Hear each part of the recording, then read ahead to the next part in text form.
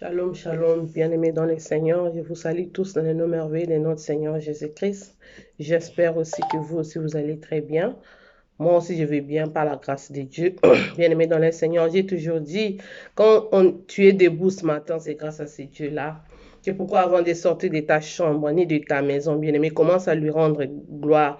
Commence à dire merci à ce Dieu-là parce qu'il t'a protégé. Il t'a donné son souffle de vie. Le souffle est gratuit, bien-aimé, dans le Seigneur. Parce que j'ai toujours dit que dormir et se réveiller, bien-aimé, ce n'est pas une habitude, mais c'est juste une grâce. C'est aussi un miracle venant de la part de l'Éternel. Parce que si nos vies dépendaient que des gens de ce monde, on n'allait même pas exister. Heureusement qu'elle dépend de ces dieux-là. C'est pourquoi avant de sortir, même pour aller faire tes courses, même pour aller au travail, bien-aimé dans le Seigneur, commence à dire merci à ces dieux-là. Commence à lui être reconnaissant parce qu'il mérite la gloire, parce que la Bible nous dit que tous ceux qui respirent louent le nom de l'Éternel. C'est pourquoi moi, avant de commencer, je viens louer mon Dieu pour tout ce qu'il a fait pour moi. Il m'a encore donné cette opportunité de me retrouver devant vous aujourd'hui pour vous transmettre les petits messages qu'il m'a donnés. Sans plus tarder, nous allons prendre le livre de Marc, l'Évangile selon Marc, chapitre 5. Nous commençons par le 25e verset jusqu'au 34e verset. Je lis au nom de Jésus-Christ. Or, il y avait une femme atteinte d'une perte de sang depuis 12 ans. Elle avait beaucoup souffert entre les mains de plusieurs médecins. Elle avait dépensé tout ce qu'elle possédait. Elle n'avait éprouvé aucun soulagement, mais était tentée plutôt en appirant. Ayant entendu parler de Jésus, elle vint dans la foule par derrière et touchant son vêtement. Car elle disait, si je puis seulement toucher ses vêtements, je serai guérie. En même instant, la perte de sang s'arrêta et elle sentit dans son corps qu'elle était guérie de son mal. Jésus connut aussitôt en lui-même qu'une force était sortie de lui et se retournant au milieu de la foule, il dit, qui a touché mes vêtements? Ses disciples lui dirent, tu vois la foule qui te presse et tu dis qui m'a touché. Et il regardait autour de lui pour voir celle qui avait fait cela. La femme effrayante et tremblante, sachant ce qu'elle s'était passé en elle, vint se jeter à ses pieds et lui dit toute la vérité. Mais Jésus lui dit, ma fille, ta foi t'a sauvée, va en paix et sois guérie de ton mal. Au nom de Jésus-Christ, et bien-aimé dans le Seigneur, notre thème d'aujourd'hui s'intitule « Quand le Fils de l'homme viendra, trouvera-t-il la foi sur la terre ?» Bien-aimé dans le Seigneur, oui, Jésus-Christ revient bientôt. Il te demande aujourd'hui la question, et il me pose aussi cette même question. Trouvera-t-il encore la foi sur la terre? Trouvera-t-il encore la foi en toi, en moi? Nous tous, sans ignorer, nous connaissons très bien cette histoire de la femme atteinte de la perte de sang. Pendant 12 ans, bien-aimé dans le Seigneur, ce n'est pas facile de voir une femme qui voit ces périodes pendant 12 ans en tant que femme. C'est vraiment gênant. La Bible n'a pas défini l'identité de cette femme bien-aimée dans le Seigneur, comme vous le remarquez très bien. La Bible a juste parlé de son problème et la durée de son problème. Ça veut dire que son problème dominait son identité. Son problème avait remplacé son identité, bien-aimée dans le Seigneur. Tu peux être là, toi aussi. Je ne sais pas quel est ce problème-là qui a dominé ton identité au moment où je te parle. Quel est ce souci-là qui te tracasse nuit et jour, bien-aimé dans le Seigneur? Tu peux être dans un mariage pendant plusieurs années. Tu n'arrives pas à concevoir, on te pointe du doigt. On t'a même surnommé dans des églises, dans ton église, dans ton quartier, dans ta famille, dans ta belle famille. Partout où tu es, on te pointe du doigt, on te dit que tu es stérile parce que tu n'arrives pas à concevoir, bien-aimé dans le Seigneur. C'est ça le problème qui a dominé ton identité. Tu peux être là, l'âge est avancé, bien-aimé, tu n'arrives pas à te marier. On te pointe toujours du doigt, bien-aimé. Les problèmes à remplacer ton identité, dominent sur ton identité. Tu peux être là dans un pays quelconque. Tu n'as pas encore de papier pendant plusieurs années, bien-aimé. Et ta situation n'est pas encore régularisée. On te pointe du doigt. On te considère comme SDF sans domicile fixe. Et tu dors par-ci, par-là. Tu te poses des questions. C'est ça le problème qui a dominé ton identité au moment où je te parle, bien-aimé. Tu peux être là. Tu as fini tes études, mais tu n'arrives pas à trouver du travail. Tu peux être dans l'université, tu es ajourné, bien-aimé. Tu es en train de postuler par-ci, par-là. Tu n'arrives pas à trouver du travail, bien-aimé. Tu peux être malade. Tu as une maladie qui a persisté pendant plusieurs années. Tu peux être dans un hôpital avec un enfant qui est malade. Ou bien ton frère, ou bien ta mère, ou bien tes frères et sœurs qui sont malades, bien-aimés dans le Seigneur. Tu n'arrives pas à comprendre cela, bien-aimé dans le Seigneur. C'est ça les problèmes, bien-aimé, qui a remplacé ton identité, qui te domine en ce moment. Mais laisse-moi te dire aujourd'hui une bonne nouvelle. Dieu te demande encore de lui faire confiance au travers de cette histoire de cette femme qui avait une perte de sang pendant 12 ans, bien-aimé. La Bible nous dit que cette femme a beaucoup souffert. Elle a consulté plusieurs médecins. Elle a dépensé tout ce qu'elle possédait, bien-aimé. Sa situation ne faisait que s'empirer, mais elle n'avait pas lâché. Elle était toujours déterminée, bien-aimé. Parce que la Bible nous dit, quand elle a entendu parler de Jésus-Christ, oh bien-aimé, elle a entendu parler de Jésus-Christ qui venait dans la foule, bien-aimé, dans le Seigneur. Elle s'est décidée ce jour-là de suivre Jésus-Christ. C'est de même que toi aussi, au moment où je te parle. Peu importe ce que tu es en train de traverser, je viens te parler de Jésus-Christ. Jésus-Christ revient bientôt, bien-aimé, dans le Seigneur. Te trouvera-t-il encore avec la foi, une foi ferme comme cette femme? Quelle que soit la durée de sa maladie, quelle que soit la durée de son problème, elle s'est décidée de suivre Jésus-Christ. Cette femme avait en elle deux barrières qui étaient face en elle, bien-aimée. Il y avait la loi juive, c'est-à-dire dans la loi juive, on ne considérait pas les femmes. La femme n'avait pas le droit de parler en présence des hommes, bien-aimés. Et aussi son état de santé, elle était considérée comme une femme impure. C'est pourquoi, bien-aimé, quelles que soient les lois établies de ta famille, bien-aimé, quelles que soient les coutumes, bien-aimé, quel que soit ce qu'on parle de mal de toi à ton entourage, cette femme, les jours-là, elle s'est décidée de suivre Jésus-Christ par derrière parce qu'elle n'avait pas la possibilité de parler de Jésus, de parler de Jésus-Christ en face d'elle parce qu'elle avait des lois qui étaient établies dans sa vie, dans leur ville, bien-aimé. Elle a mis Jésus-Christ en premier. Et elle a pris la deuxième place. C'est toi aussi, je te parle aujourd'hui. Elle a l'habitude de mettre Jésus-Christ en premier et toi, tu vas prendre la deuxième place, bien-aimé. Elle s'est décidée parce que le Jésus-Christ, ce jour-là, bien-aimé, il n'était pas là pour guérir cette femme. Il avait une autre mission pour aller guérir la fille du centenier. Et il avait avec lui une foule qui le pressait. Mais cette femme, lorsqu'elle a vu cette occasion, elle n'a pas voulu s'échapper de cette occasion, bien-aimée. Elle n'a pas voulu louper de cette occasion. Elle a regardé sa maladie. Elle n'a pas regardé la foule. Elle a dit, aujourd'hui, je ne vais pas louper de cette occasion. Aujourd'hui, je vais me décider de suivre Jésus-Christ pour recevoir quelque chose de lui, bien-aimé. Elle s'est décidée de suivre Jésus-Christ par derrière, bien-aimé.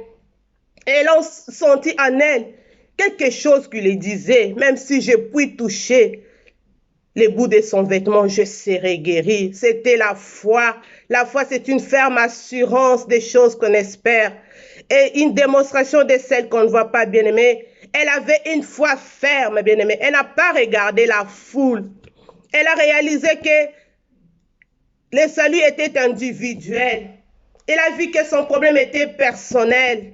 Elle n'a pas regardé tout cela, bien-aimé. Elle a dit, aujourd'hui, moi, je vais suivre Jésus, quelle que soit la foule.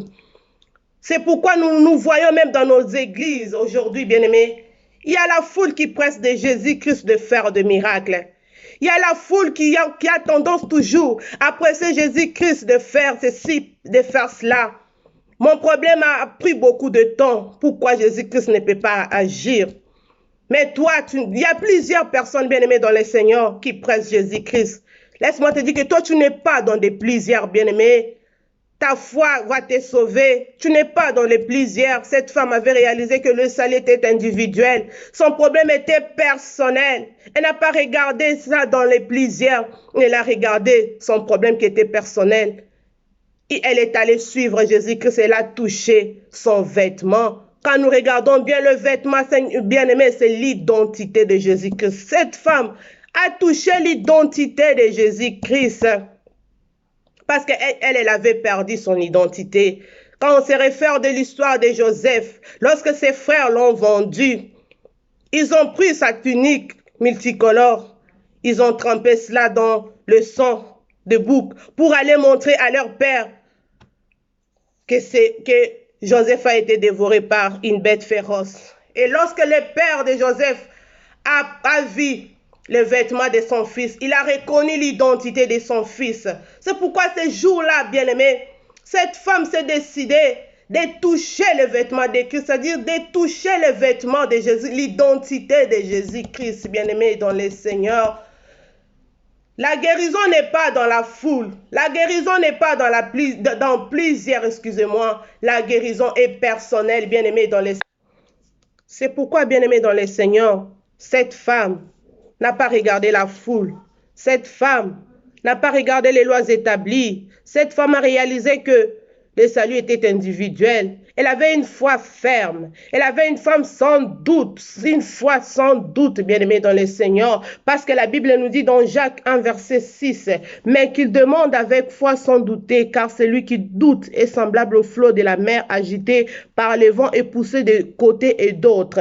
Les doutes, bien-aimés dans le Seigneur, c'est comme du levain. Quand la Bible nous dit qu'un peu de levain peut faire monter toute la pâte. C'est de même que toi aussi, bien-aimé dans le Seigneur, un peu de doute peut détruire toute la foi qui est en toi, bien-aimé. Si tu veux grandir dans la foi, bien-aimé, il faut avoir l'habitude de lire la Bible. Tu peux lire 2 ou 3 versets par jour parce que la foi, c'est ce qu'on vient de ce qu'on entend. Ce qu'on entend vient de la parole de Dieu. Si tu lis la parole de Dieu, bien-aimé dans le Seigneur, tu vas grandir dans la foi. Mais si tu ne lis pas la parole de Dieu, tu ne peux pas grandir dans la foi, bien-aimé dans le Seigneur. Aussi, la foi vient de ce qu'on entend, c'est ce que je viens de dire. Si tu veux grandir dans la foi, il faut lire la Bible, bien-aimé dans le Seigneur. L'enlèvement viendra comme une surprise, bien-aimé, parce qu'on ne connaît ni le temps, ni le jour, ni l'heure, bien-aimé, comme la Bible nous dit. Il faut toujours être prêt, bien-aimé. Que Jésus-Christ vienne te trouver, tu es déjà prêt, bien-aimé. Si Jésus-Christ ne révèle pas sa venue, ce n'est pas pour nous piéger, mais il nous donne encore le temps, bien-aimé, de le suivre, de se repentir, de venir auprès de lui, bien-aimé, dans le Seigneur, parce que nous sommes au temps de la grâce. Il nous fait cette grâce-là de lui suivre. Lorsque cette femme-là a suivi Jésus-Christ, la Bible nous dit qu'elle était guérie du coup. Elle était guérie du coup. Elle avait senti en elle qu'elle ne saignait plus. Quelle que soit la foule, quelle que soit la pression que la foule faisait à cette femme-là, mais Jésus-Christ avait senti en lui une force qui était sortie. Et il a dit, quelqu'un m'a touché. Oh bien-aimé, il y avait la foule qui pressait Jésus-Christ, mais Jésus-Christ a senti. Il a demandé, quelqu'un m'a touché. Ça peut être toi. Décide-toi aujourd'hui de toucher Jésus-Christ. Décide-toi de suivre Jésus-Christ au travers de ces messages. Parce que la foule pressait Jésus. Il y avait beaucoup de gens qui suivaient Jésus-Christ. Mais il y avait quelqu'un qui avait touché Jésus-Christ. Et Jésus-Christ avait senti en lui une force qui était sortie. Et il avait dit à la femme, ma fille, ta foi, ça t'a sauvée. Jésus-Christ, c'est-à-dire que Jésus-Christ avait dit, aujourd'hui tu m'appartiens. Ta foi t'a sauvé. Oh, quelle bonne joie.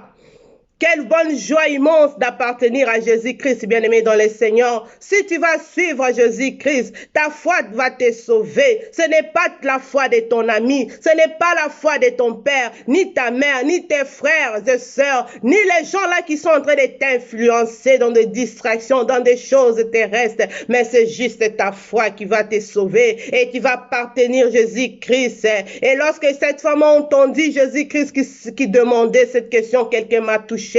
Elle s'est jetée directement aux pieds de Jésus-Christ pour dire, c'est lui, c'est elle qui avait touché Jésus-Christ. Bien-aimé dans le Seigneur, oui, aujourd'hui je viens te parler de Jésus-Christ. Il revient bientôt, bien-aimé. Faut pas endurcir ton cœur. Suis-le à travers ces messages, bien-aimé. Parce que moi qui vous parle, je ne le croyais pas.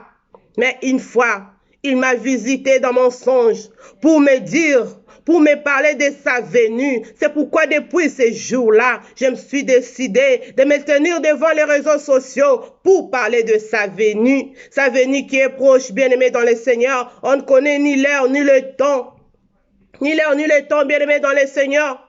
Sois toujours prêt. Abandonne les péchés.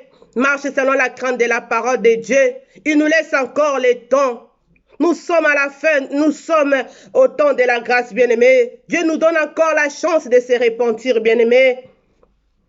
Abandonne tes péchés. Abandonne tes péchés dès que tu pêches directement. Parce qu'il y a d'autres gens. Tu es là. Tu es en train de pécher toute la journée. Tu dis que moi, toute la semaine, bien-aimé, et tu dis, moi, je vais aller me repentir. Je vais aller demander pardon les dimanches, bien-aimé. Lorsque Jésus-Christ va venir, même les églises seront fermées. Comme nous les constatons, même dans ces temps de confinement, les églises sont fermées. Tu n'auras pas même le temps d'aller te repentir à l'église. C'est-à-dire qu'une fois que tu pêches, bien-aimé, demande directement pardon à ce Dieu-là. Il est le Dieu compatissant. Il est riche en bonté et en colère. Il pardonne et il oublie ton péché, bien-aimé dans le Seigneur. Accepte d'abandonner les péchés. Viens auprès de Jésus-Christ. Il va te sauver. Il va te changer ton identité qui persiste là. Il va changer l'identité là qui a dominé ton identité, bien-aimé dans le Seigneur. Accepte Jésus-Christ, bien-aimé. J'espère bien que nous sommes à la fin de notre message, bien-aimé dans le Seigneur. Je crois que Dieu vous a parlé au travers de ces messages, bien-aimé. C'est encore possible pour toi, mon frère. C'est encore possible pour toi, ma soeur. Accepte Jésus-Christ. Abandonne les péchés. Suis-le. Il est prêt de te guérir. Il est prêt de changer ton identité. Que Dieu vous bénisse, que Dieu vous bénisse.